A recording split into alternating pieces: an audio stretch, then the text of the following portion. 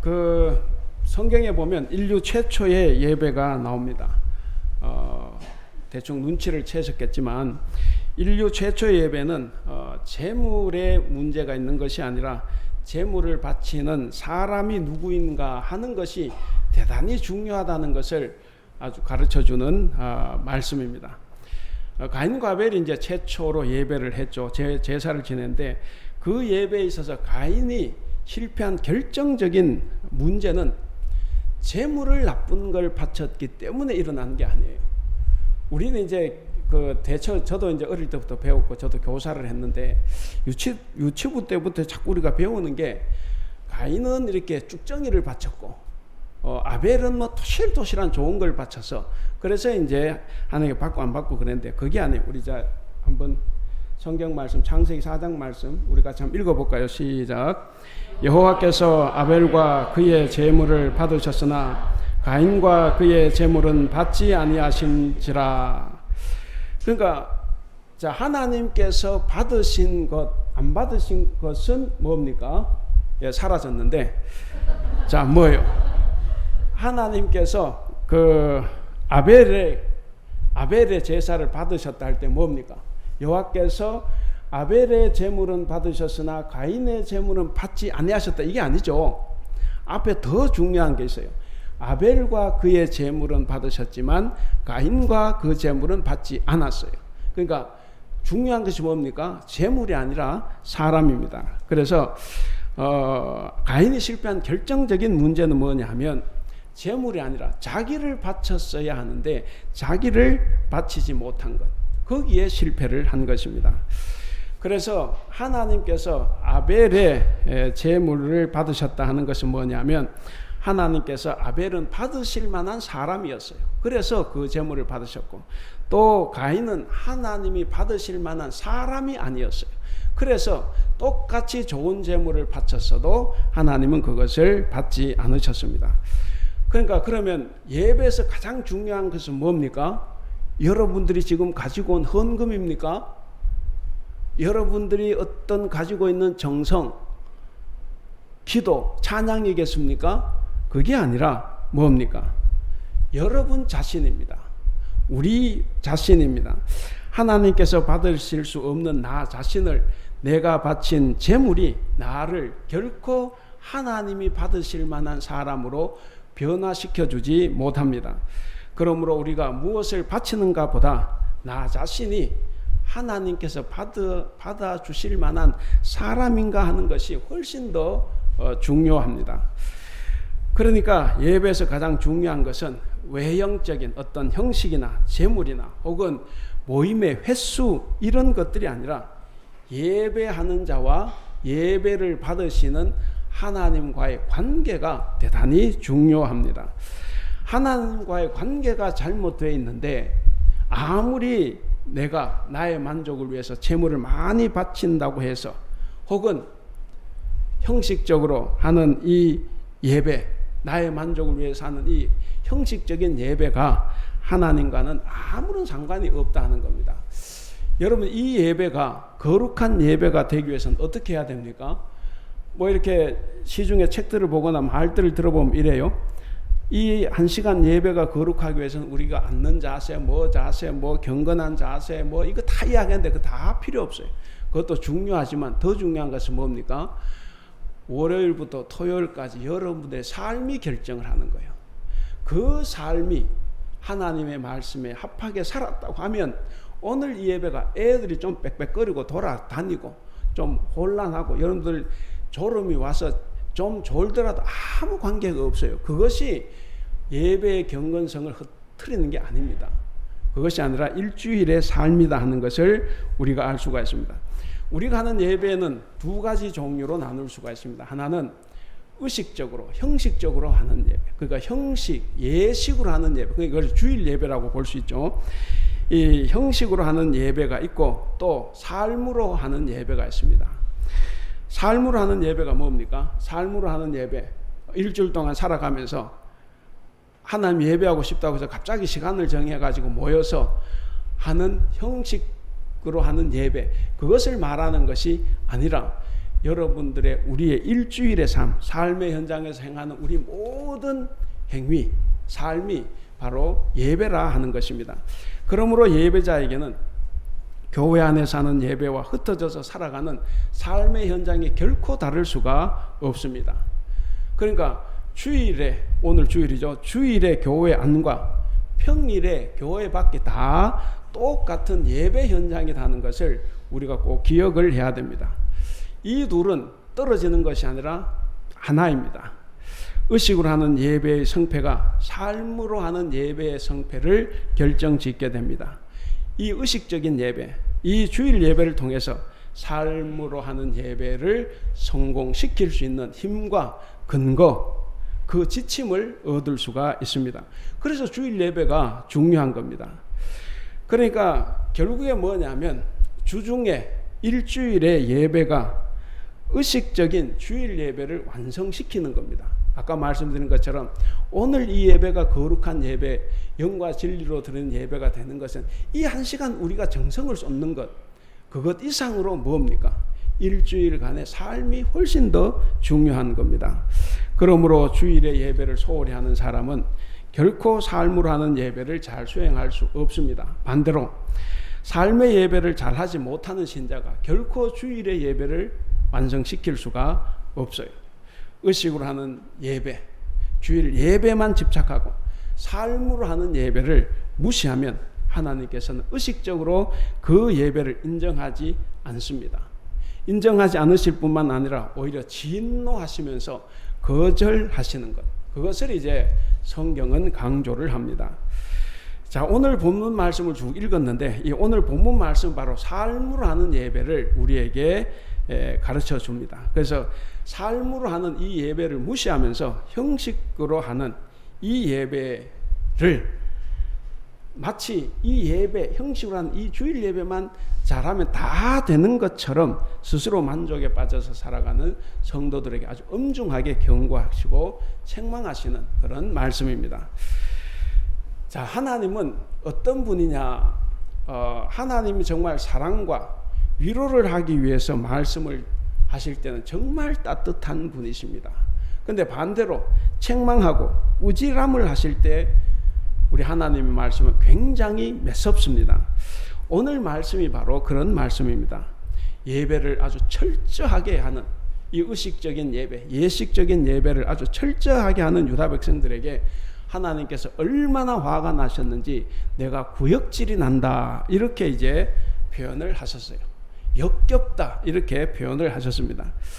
자, 오늘 이제 성령 강림절 후 9번째 주일입니다. 이 주일에 주어진 오늘 본문 말씀을 통해서 하나님이 싫어하시는 예배는 무엇이고 하나님이 좋아하시는 예배, 기뻐 받으시는 예배는 어떤 예배인지를 한번 알아보고 우리가 하나님께서 기뻐하실 만한 그 예배의 삶을 삶으로써 우리가 하나님을 더 잘 섬기고 하나님께서 주신 은혜를 누리며 살아가는 여러분들이 될 수 있기를 바랍니다.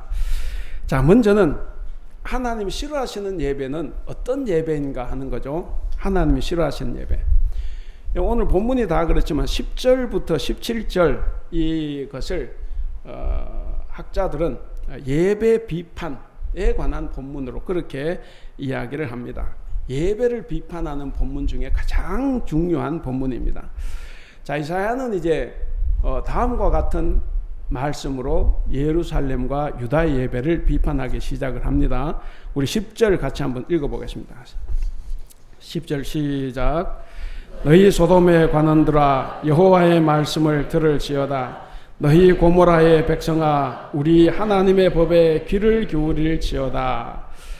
자, 여기 보면 유다의 지도자들을 소돔의 관원들로 그리고 유다 백성들을 고모라의 백성들의 비유를 하고 있습니다. 여러분, 유다 사람들 입장에서는 소돔과 고모라의 백성들은 패역하기 그지없어서 망했기 때문에 대단히 싫어합니다. 그런데 지금 이사야가 자기들을 그 사람들의 지금 비유를 하고 있는 거예요. 너희들이 바로 소돔과 고모라의 백성 같다 이런 거죠. 여러분, 이것은 엄청난 모독입니다. 그래서 유대 전승에 의하면 이 말 때문에 유다 사람들이 이 이스라엘을 톱으로 켜서 죽였다. 이렇게 이제 전해 내려옵니다. 그러니까 그만큼 너희들이 소돔과 고모라 같다. 이 말은 엄청난 모독적인 발언입니다. 유다는 하나님의 선민으로서 북이스라엘과는 다르다고 대단히 자부하며 살아왔습니다. 자기들 나라는 북이스라엘과는 달리 다윗의 계보를 잇는 나라라고 그들은 자부했습니다. 그들은 그래서 나름대로 종교적인 의무, 종교적인 예식 절차를 철저하게 이행을 했습니다. 우리 11절 같이 한번 읽어보겠습니다. 시작. 여호와께서 말씀하시되 너희의 무수한 재물이 내게 무엇이 유익하뇨? 나는 수양의 번제와 살찐 짐승의 기름에 배불렀고 나는 수송아지나 어린 양이나 수염소의 피를 기뻐하지 아니하노라. 거기 보세요. 유다 백성들이 엄청난 재물을 하나님께 갖다 바쳤어요. 하나님께서 내 이에 물릴 정도로 바친다. 그렇게 표현한 것도 있습니다. 유다 사람들은 재물만 많이 바친 게 아니에요. 그 재물을 많이 바치기 위해서 예배, 모임도 얼마나 많았는지 모릅니다. 각종 절기를 다 지켰습니다. 우리 13절 같이 읽겠습니다. 13절 시작. 헛된 재물을 다시 가져오지 말라. 분향은 내가 가증히 여기는 바요. 월삭과 안식일과 대회로 모이는 것도 그러하니 성회와 아울러 악을 행하는 것을 내가 견디지 못하겠노라. 자, 그러니까 거기 보면 거기에 내가 가증히 여기는 바요 그랬죠. 이게 이제 표준 세번역으로 역겹다. 그리고 공동 번역으로는 구역질 난다. 이런 표현입니다. 그러니까 재물을 가져오고 예배하는 그 자체가 구역질이 나고 역겹다. 이렇게 하나님께서 말씀을 하십니다. 그러니까 여러분들 이스라엘 사람들, 유다 사람들은 예배도 철저했고 재물도 철저하게 바쳤습니다. 모든 의무를 다 감당했습니다. 이 정도면 경건한 백성들이라고 할 수 있지 않습니까? 보기에는 굉장히 경건한 백성들이라고 말할 수 있습니다. 그런데 그 사람들에게는 마음이 비어 있었어요. 마음이 없었습니다. 그러다 보니까 삶이 방자했고 그리고 교만이 하늘을 찔렀습니다. 하나님이 싫어하시는데도 자기들이 좋다고 갖다 바치면서 스스로 만족에 빠진 그런 사람들입니다. 여러분 오늘 본문 뒤에 23절을 보시면 이 종교 지도자들은 사리사욕에 눈이 멀었고 관리들은 온통 뇌물에 집중했습니다. 그래서 우리 개역 성경에 뇌물을 사랑했다 이렇게 이제 쓰고 있습니다. 자, 이런 상태로 유다 백성들이 하나님께 나와서 온갖 재물을 갖다 바치고 제사하지만 하나님은 그것을 너희는 그저 내 마당을 밟을 뿐이다 이렇게 말씀하십니다. 우리 12절 같이 한번 읽어볼까요? 12절 시작. 너희가 내 앞에 보이러 오니 이것을 누가 너희에게 요구하느냐? 내 마당만 밟을 뿐이니라. 성회, 예배, 제사와 더불어 악을 행하는 것 때문에 하나님 더 이상 견디지 못한다는 거예요. 여기서 내 마당만 밟는다 이 말은 뭐냐면 내 얼굴을 짓밟고 다닌다는 거예요. 너희가 나에게 예배하기 위해서 나왔는데 오히려 너희는 지금 내 얼굴을 짓밟고 다닌다 이렇게 표현을 합니다. 자, 그래서 예배자들이 예배와 더불어 악행을 저지르기 때문에 예배를 받으실 수 없는 하나님의 마음이 너무 괴롭다 하는 겁니다. 그래서 하나님께서는 모든 예배를 다 거부하십니다. 우리 14절 같이 읽어보겠습니다. 14절 시작. 내 마음이 너희의 월삭과 정한 절기를 싫어하나니 그것이 내게 무거운 짐이라 내가 지기에 곤비하였느니라. 예, 월삭 정한 절기 각종 예배를 하지만 하나님 싫어하셨다. 그래서 그때 곤비하였다 이 말이 뭐냐면 표준 세번역으로는 너무 지쳤다. 공동 번역은 귀찮다 하는 거예요. 정말 너희들이 너무 예배를 자주 하고 재물을 너무 많이 갖다 바치니까 오히려 내가 지쳐버렸다. 이렇게 말씀을 하십니다. 유다 백성이 행하는 모든 예배가 하나님께서는 견딜 수 없는 역겨움이었습니다. 그래서 예배자들이 하는 기도도 이제는 내가 듣지 않겠다 이렇게 말씀을 하십니다. 15절 같이 읽겠습니다. 시작. 너희가 손을 펼 때에 내가 내 눈을 너희에게서 가리고 너희가 많이 기도할지라도 내가 듣지 아니하리니 이는 너희의 손에 피가 가득함이라. 그러니까 하나님께서는 이스라엘 백성들이 아무리 기도를 해도 듣지 않으신 이유가 뭡니까? 너희의 손에 피가 가득하기 때문이다. 이렇게 말씀을 하십니다. 그 손이 어떤 손입니까? 그 손이 제물을 바치고, 제물을 바치기 위해서 제물을 잡고 제물을 바치는 손이고, 그리고 기도하는 손입니다. 그 거룩한 그 손이 악을 동시에 행한다는 거예요. 성전에서는 제물을 받고 기도하는 거룩한 손인데 세상 밖에 나가서 그 손은 악행과 폭력을 이웃에게 행사하는 아주 더러운 손이다 하는 것입니다. 그래서 이스라엘 백성들은 이렇게 온갖 악행을 저지르면서도 너무나 태연하게 하나님께 예배를 하고 있습니다. 하나님은 이웃을 해치는 그런 거짓된 손, 더러운 손으로 하는 기도를 절대로 들어주시지 않습니다. 중요한 것은 뭐냐면 성경에서 사회생활은 종교생활과 동일합니다. 사회생활과 종교생활의 이 관계는 뗄래야 뗄 수 없는 관계입니다. 그런데 우리는 보통 교회 다니면서 그렇게 배우지 않았죠. 사회는 사회생활이고 교회는 교회생활. 그래서 교회에서 열심히 살면 다 천국과 구원받는다. 이렇게 우리는 배웠습니다. 여러분 그거 다 잘못 배운 거예요. 성경 말씀의 80% 이상이 사회생활을 이야기하는 거예요. 예수님 말씀, 산상설교를 비롯해 예수님 말씀의 80% 이상이 다 사회생활, 세상에서 너희가 어떻게 살아가야 되느냐를 말씀을 하시는 겁니다. 그래서 이런 연유를 해서 예언자들의 사회 비판은 자연스럽게 종교 비판으로 옮겨가고, 그리고 종교 비판은 자연스럽게 사회 비판으로 옮겨가는 것입니다. 그러면 여러분, 여기서 우리가 무엇을 알 수 있습니까? 오늘 우리가 뭘 알 수가 있습니까? 바로 사람에게, 성도에게 경건의 능력은 없어도 경건의 모양은 잘 갖출 수 있다는 거예요. 하나님의 말씀대로 살지 못해도 하나님의 말씀대로 사는 척은 잘할 수 있다 하는 겁니다. 여러분, 예수님 시대에 바리새인들이 그랬죠. 여러분, 바리새인들 보면 우리가 자꾸 욕하는데 제가 늘 이런 말 나올 때마다 말씀드리는데 우리는 바리새인 못 따라가요. 바리새인 욕하는 건 나를 더 욕하는 겁니다. 바리새인 잘 됐다는 게 아니에요. 그 바리새인은 뭡니까? 겉으로 보기에는 누가 봐도 그들은 경건한 사람들이었어요. 그들은 일주일에 2번 금식했습니다. 기도하고, 그리고 시간을 정해놓고 구제를 했습니다. 여러분, 완벽했어요. 그리고 11조와 같은 예물도 빈틈없이 바쳤습니다. 철저하게 바쳤습니다. 그런데 성전 밖에서는 자기들의 업적, 자기들의 신앙을 자랑하면서 다른 사람들을 판단하고 정죄하고 차별을 일삼았습니다. 그래서 예수님은 그들을 가르쳐 외식하는 자리들이라 이렇게 말씀하셨습니다. 그러면 여러분, 오늘 저와 여러분은 어떻습니까? 우리는 그런 잘못을 저지르지 않고 살아가고 있습니까? 아마도 우리도 그들과 같은 죄를 범할 수 있습니다.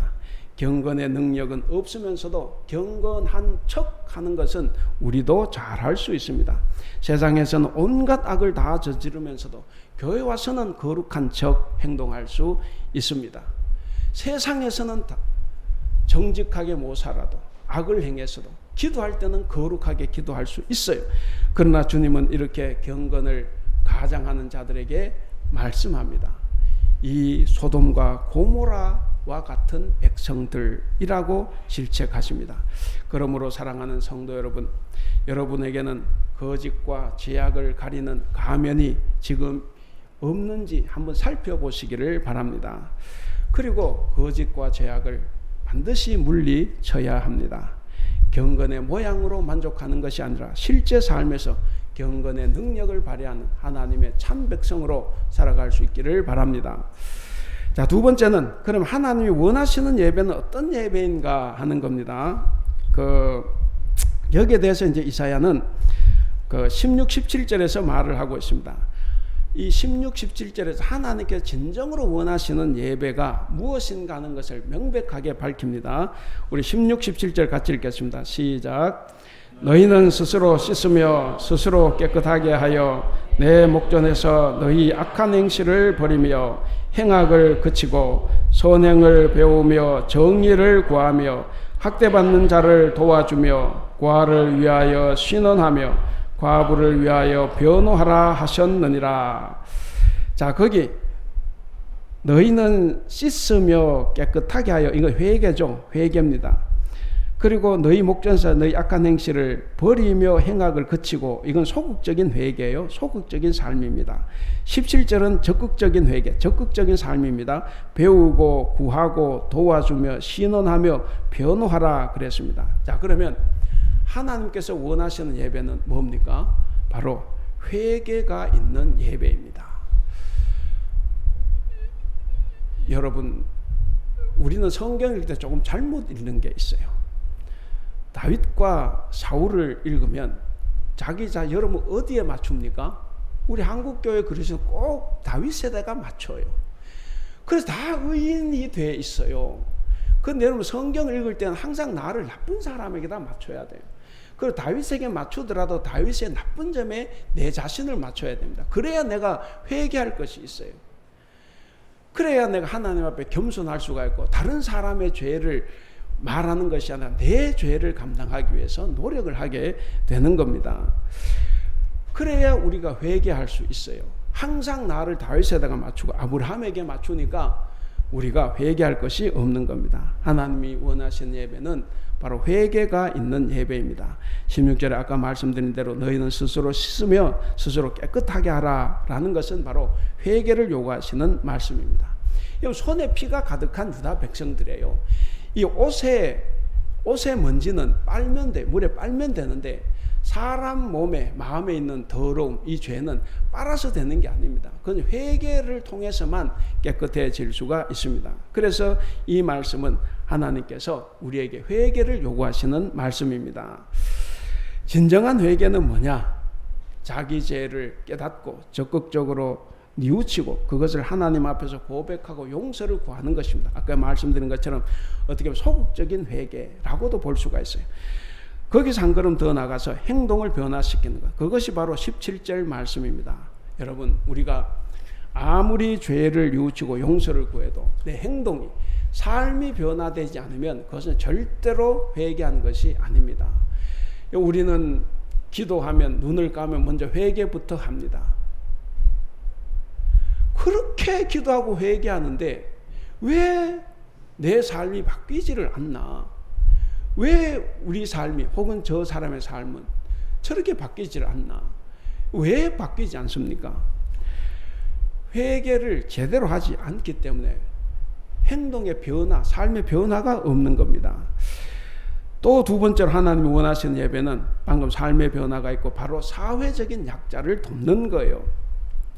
여러분, 우리 16절 17절 말씀 거기에서 말하는 것은 예배하지 말고, 형식적 예식적인 예배를 하지 말고 뭐 가서 정의롭게 살라고 하는 말씀이 아니에요.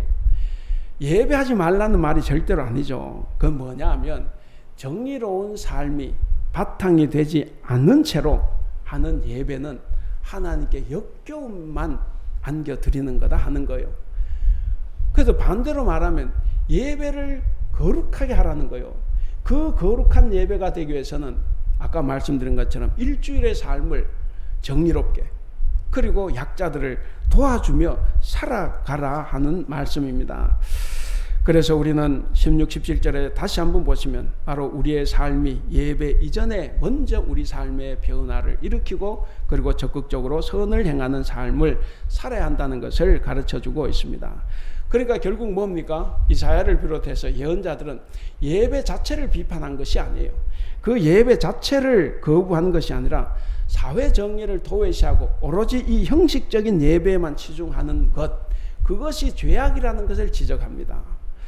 여러분, 예레미야는 아예 반성전 사상으로 갑니다. 성전은 파괴시켜야 된다. 그 사상이 예수님께 전달이 되죠. 그래서 예수님도 성전 돌 위에 돌 하나도 남지 않는다, 다 파괴된다 그랬습니다. 여러분, 바로 회개가 없는, 내 삶의 변화가 없는 그 예배는 아닙니다. 그래서 바로 그것을 지적하는 것인데, 그러면 하나님께 유다를 심판하신 이유는 뭡니까? 예배의 부족이 아니에요. 뭐가 부족합니까? 정의의 부족입니다. 선함의 부족이다라고 할 수가 있습니다. 사회적인 약자들에 대한 돌봄과 구제 없이 하나님을 아무리 정성스럽게 예배를 해도 그 예배는 오히려 하나님께서 구역질을 일으키실 만한 예배다 하는 것을 우리가 생각을 해야 됩니다. 그러니까 예언자들이 줄기차게 선포했던 예배 비판의 핵심 내용은 뭐냐? 바로 가난한 이웃에 대한 돌봄과 구제가 중요하다 하는 것을 지금 말씀하고 있습니다. 여러분, 이런 예배 비판이 오늘날 우리 교회나 한국에 계신 교회가 가장 들어야 할 말씀이라고 생각을 합니다. 이 16, 17절 이것은 우리의 삶을 형식적인 예배에만 제발 치중하지 말고 사회적인 약자를 돌보는 데도 제발 시간을 좀 할애하라라고 하는 말씀입니다. 따라서 많은 물질들을 이제는 사회적인 약자들 위해서 나누어야 합니다. 개인적이든 교회적이든 그것이 바로 성경대로 사는 삶입니다. 우리가 왜 헌금을 합니까? 헌금하면 복 받는다. 여러분 1,000,000원 11자면 1억 법니까? 그 가르침 죄송하니 그럴 수도 있지만 그건 그렇지 않아요. 내가 1,000,000원 헌금은 1,000,000원 손해나죠. 손해나요. 근데 그 손해, 그 희생을 각오하고 내는 것. 왜? 하나님께서 나를 구원해 주신 그 은혜가 감사하고 이렇게 살아갈 수 있는 삶의 터전을 허락해 주셨기 때문에 그것이 감사해서 그래서 이웃과 나누기 위해서 헌금을 하는 거예요. 그래서 우리가 하는 것, 그래서 헌금하는 것 자체가 기쁨이 돼야 합니다. 그래서 우리는 성경대로 사는 삶이 중요합니다. 우리는 말을 해요.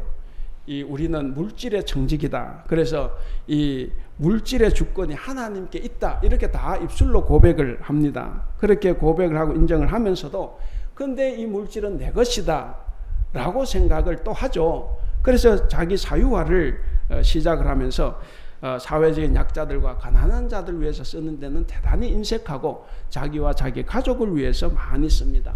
교회도 마찬가지예요. 교회도 성도들의 헌금을 마치 교회 것인 양, 어떤 교회는 그것이 목사 것인 양, 그래서 교회의 어떤 발전만을 위해서 씁니다. 땅을 사고 수양관을 짓고 기도원을 짓고 무슨 부지를 사서 주차장을 늘리고 계속 그 일을 합니다. 약자들은 돌아보지 않습니다.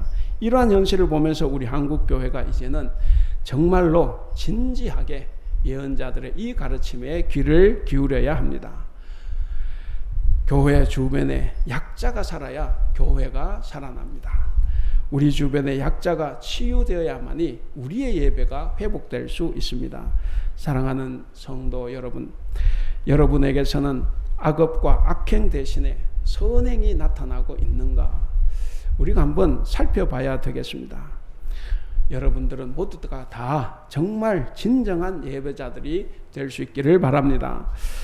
그리하여서 하나님과의 관계를 온전히 회복하고 그로 말미암아 하나님으로부터 오는 놀라운 은총을 누릴 수 있기를 바랍니다. 자, 이제 마지막 세 번째입니다. 성경은 항상 두 가지 길만 제시를 해요. 여기서도 두 가지 길을 제시했습니다.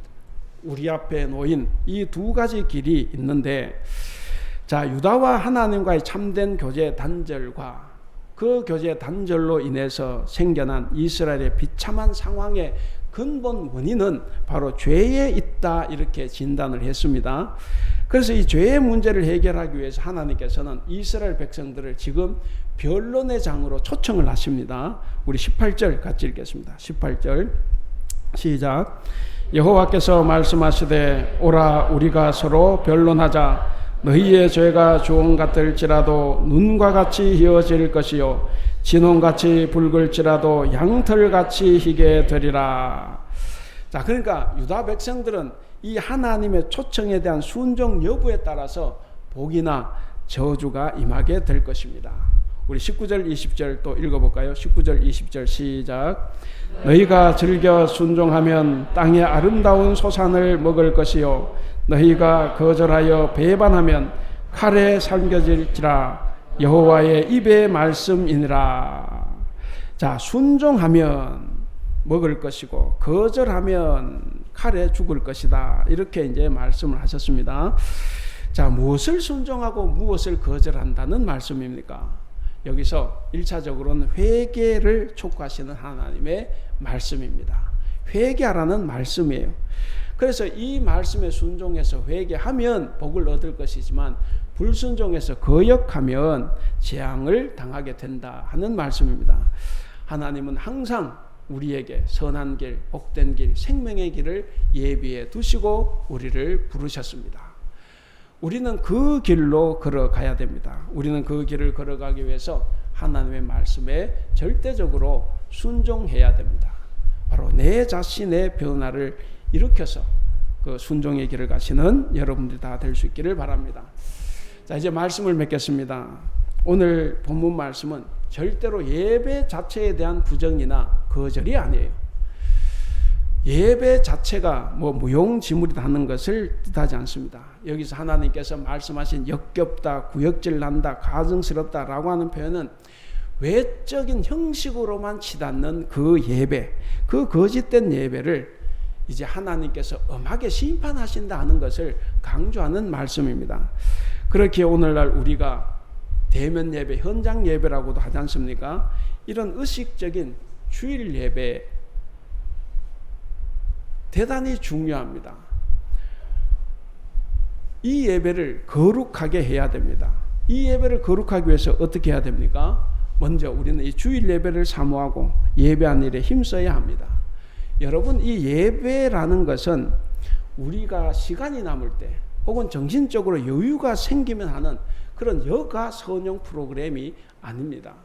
우리는 좀 바쁘면 일단 예배부터 포기하고, 내가 좀 상황이 안 좋고 기분이 나쁘면, 또 시간이 좀 없다 싶으면 우리는 자꾸 예배를 우선에 생각하지 않는 부분이 많아요. 절대로 예배는 남는 시간에 하는 것이 아닙니다. 그리고 예배는 성도에게 최우선의 일이기 때문에 성도는 예배를 위해서 중요한 일을 희생할 수 있어야 합니다. 요즘 성도들은 하나님께 받으려고는 노력을 많이 합니다. 그 받기 위해서는 기도를 많이 해요. 은혜도 받으려고 합니다. 뭐든 받으려고 하는데, 그런데 그렇게 해서 은혜를 받았어요? 그러면 하나님께 바치는 것도 있어야 되지만 바치지는 않습니다. 진정한 예배를 위해서 예배자는 희생을 해야 됩니다. 예배를 위해서 주일 영업을 희생하는 사람들도 있습니다. 어떤 사람은 자기의 물질을 희생해서 11조와 감사헌금을 하는 이들이 있어요. 아까도 말씀드렸지 않습니까? 남는 돈으로 헌금하는 게 아니에요. 헌금은 그 자체가 하나님께 기쁨이 되는 것입니다. 또 어떤 사람은 공부를 희생하기도 하고 또 중요한 시험을 희생하기도 합니다. 예배를 위해서 자신을 희생하면서 하는 그 예배를 통해서 우리가 알지 못하는 하나님의 어떤 은혜를 받는 것도 체험을 할 것입니다. 우리의 생각으로는 상상할 수가 없어요. 그러나 하나님 뜻대로 할 때, 하나님이 기뻐하시는 일을 할 때 우리가 뜻하지도 않은 은혜를 체험하기도 합니다. 사랑하는 성도 여러분, 참된 예배자는 결국 교회 안에서 지금 하고 있는 이 예배를 시작으로 해서 교회 밖의 삶의 예배로 확장시켜 나가는 것입니다. 자, 그럼 다음 주일 예배를 거룩하게 하려면 어떻게 해야 됩니까? 일주일 동안 그냥 막 살다가 또 주일날 또 경건하게 이렇게 옷 입고 와서 하면 그게 거룩해집니까? 그거 아니죠. 그게 아니라 오늘 여러분 복장 충분히 경건해요. 관계없습니다. 중요한 것은 뭐냐? 일주일간의 삶이에요. 일주일간의 삶. 그것이 이 예배를 거룩하게 만듭니다. 그래서 우리는 결국 교회 안에 들어온 예배자만이 아니라 교회 밖 세상에서 예배적인 삶을 살아가야 하는 예배자라는 사실을 꼭 기억하시기를 바랍니다.